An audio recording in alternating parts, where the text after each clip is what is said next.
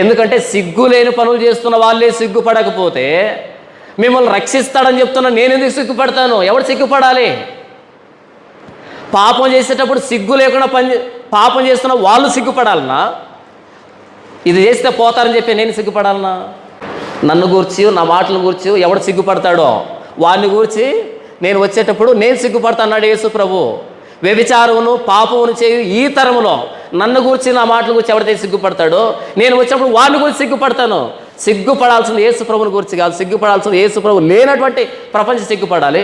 వాళ్ళే సిగ్గు విడిచి సిగ్గు లేకుండా నిస్సిగ్గు పాపం చేస్తున్నప్పుడు ఏకైక పరిశుద్ధుడు పాపుల కోసం ప్రాణం పెట్టిన దేవుడు ఆయన ప్రకటించే భాగ్యం నాకు అనుగ్రహించబడితే నేను ఎందుకు సిగ్గుపడతాను?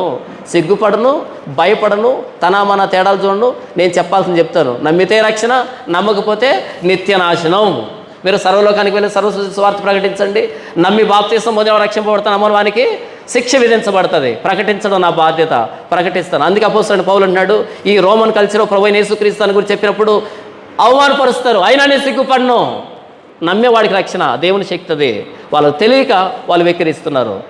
గ్రీక్ కల్చర్లో మిగిలినటువంటి కల్చర్స్లో యేసు ప్రభు గురించి చెప్పినప్పుడు వాళ్ళు సిగ్గుపరుస్తారు, అయినా నేను సిగ్గుపడను.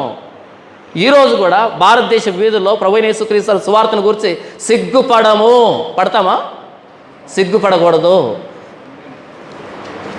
కాళ్ళను ఎగరేసుకొని రొమ్ము విరుచుకొని గొంతెత్తి ఎలుగెత్తి ప్రకటించాల్సిన ఏకైక సమాచారం ప్రభువైన యేసుక్రీస్తు సిలువ సువార్త. ప్రభువైన యేసుక్రీస్తు వారే నిజమైన దేవుడు, ఆయన మన కోసం ప్రాణం పెట్టిన దేవుడు. యేసు ప్రభు నమ్మకపోతే నిత్య నాశనం, యేసు ప్రభు నమ్మితేనే రక్షణ, ఆయన తప్ప ఇంకో దేవుడు లేడని చెప్పడం, రొమ్ము విరుచుకొని గొంతెత్తి ప్రకటించాల్సినటువంటి ఏకైక సమాచారం, నిస్సిగ్గుగా ప్రకటించాల్సిన సమాచారం, అది ఆ భాగ్యం మనకు అబ్బింది, మనకు దక్కింది. మన ప్రభువైన యేసుక్రీస్తుని అంగీకరించాము.